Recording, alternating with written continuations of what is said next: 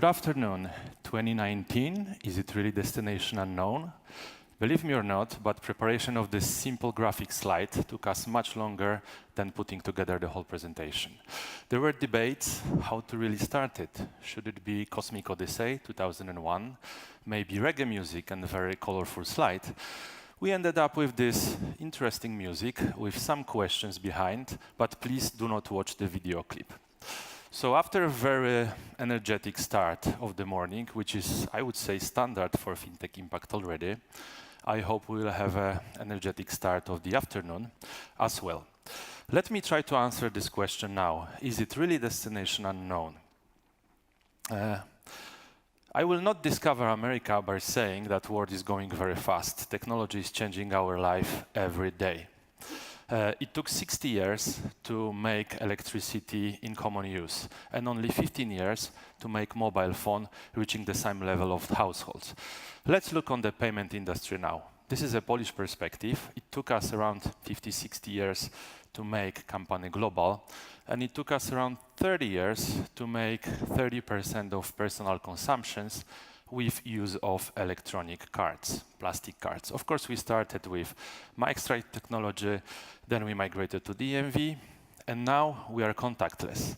Contactless took us only 10 years. Now around 90% of transactions are happening actually contactless. But there is a third very strong emerging trend. Less than 3 years, and we have already a couple of percent of transactions happening with mobile phones. If you ask me the questions 5 years ago, will everything be converted into mobile? And these questions were asked that time. I would tell you probably yes, but today I can tell you it will happen much faster than I thought 5 years ago. Now I need to share with you a little anecdote. Do you know this game? Most of you know it.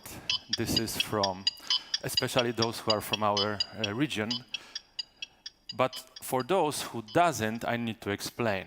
If we move back to Japan, 1980, Mr. Gunpei Yokokoi, who was commuting to his work in Nintendo, he discovered that one person is sitting on the train and playing with his calculator. Weird experience. So he decided to come up with the portable device, which will be a game. And then he created a little wolf, which was collecting eggs with his hat. That was the Japanese version, copied in 1984 by Russians, and you know it as a wolf and eggs game. But that's not the reason I'm showing this device to you. There is a little different reason. A couple of weeks ago, I talked to my friend who is working in completely different industry. And he was saying, oh my God, I just finished the week and I don't know what to do. There are so many opportunities, so many things happening that I don't know how to catch it. So let me explain now the rules of the game. You are catching eggs, and when the egg is falling, you lost. You cannot move to the next level. Don't you think that we are living in the world of catching many different opportunities, trying not to lose an egg because so many things are happening? And now let me use the technology to a little bit manipulate the wolf and make it a little bit more agile, because we are becoming more and more agile. So firstly, of course, the wolf is trying to move faster. It's pretty simple. That's how the game worked. But then we are cloning the wolf, now a little bit breaking the rules of the game. There are two wolves, and they are again more efficient. Then we are doing a very weird thing, because the wolf has already 4 hands. Not possible, maybe in the future, but the wolf is even more efficient. And finally, we can increase the basket. But I'm sure with all of this magic, the wolf will be still dropping some eggs. So we need to prioritize, we need to do some bets.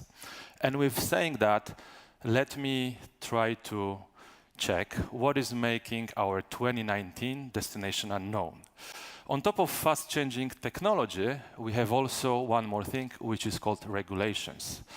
I will be talking about PSD2 later, so I will not focus on it on this slide. But there is one more regulation which was already mentioned a couple of times in the morning today, and it's called eIDAS. It's a European one from 2014, but is actually in force since September this year. Since our plastic card today or mobile phone in the near future is also the kind of EID, because it's verifying our personality to get access to our priceless money. cannot we use this technology also to be the identity in different terms? For example, showing what is our age, in certain use cases allowing us to buy something which is actually requiring the age validation? Or can't we sign the contract? I will not elaborate more today. That could be a good topic for the FinTech Impact 2019.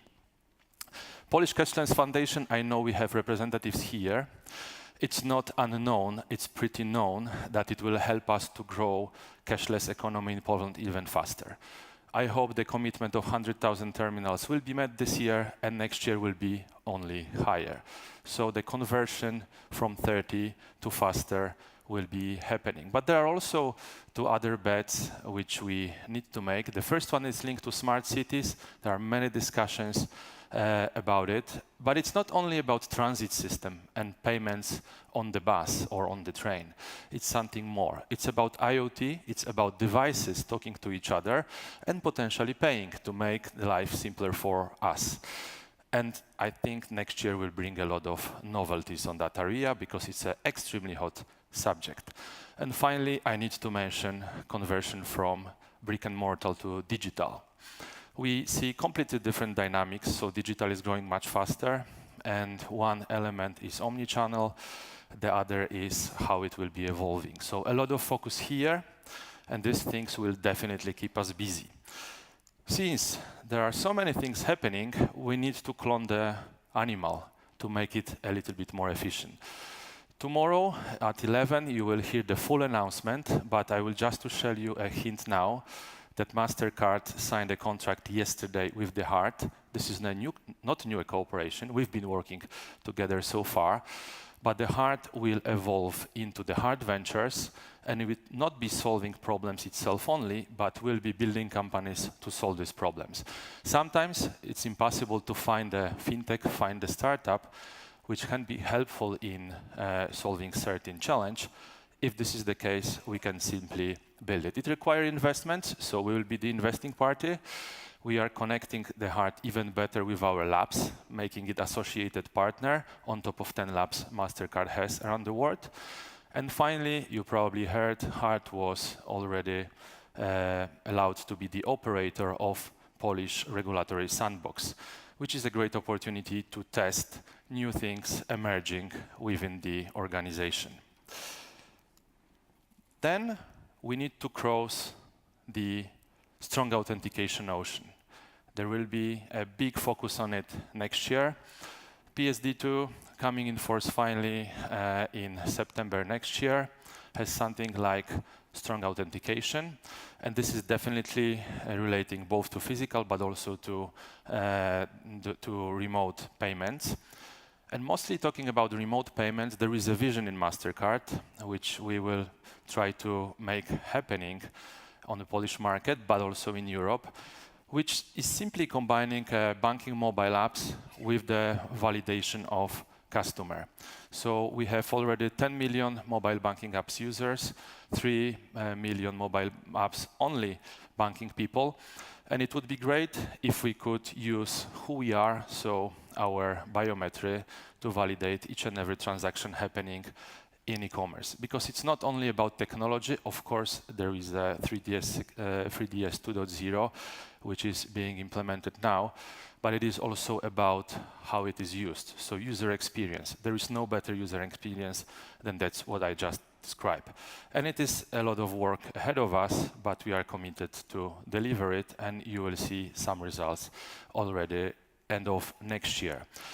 On top of that, there is something which is called counters. So 500 million transactions which are happening today with PIN validation, 500 million plus, will be also challenged more frequently because of this regulation. So in correlation to increase CVM limit to 100, which we've been discussing about, it requires some additional feasibility studies. And then finally, there is a holy grail, or we can call it how to conquer a new world of open banking.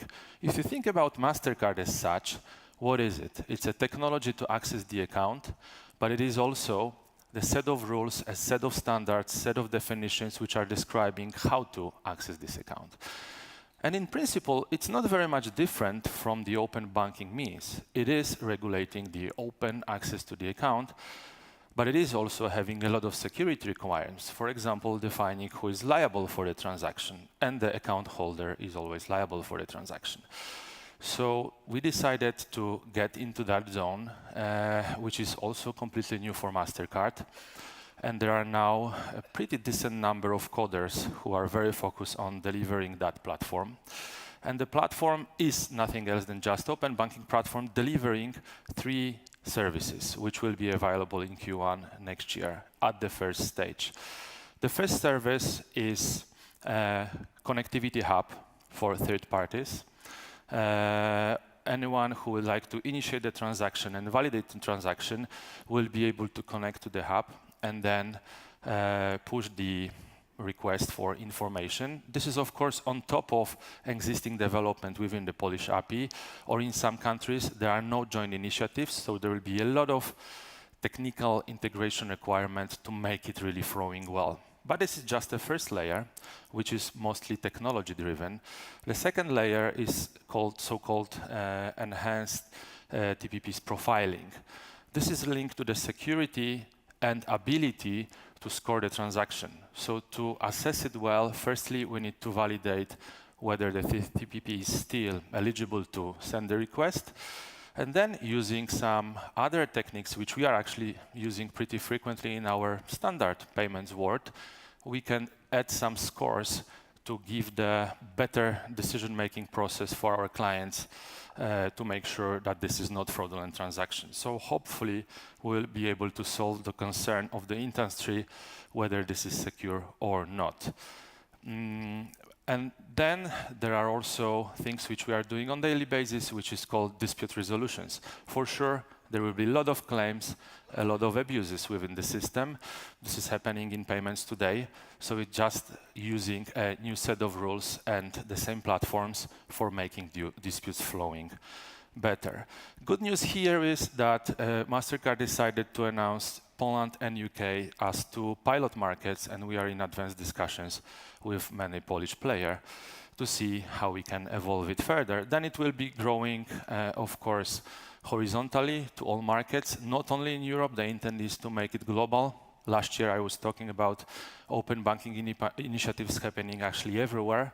But the second one is to make it also vertically to enhance and add more products. With all of that, I need you to answer you the question, is it destination unknown? I'm pretty sure that it's not unknown destination, because either next year or near future we'll end up laying pretty comfortable way on the sofa or on the sunbeds, watching the beautiful sea. If we like sea, the others can imagine pretty nice mountains. It will be either vacations or our retirement, and we will definitely end up well. But believe me, next year will be crucial and very interesting for payment industry. Thank you very much.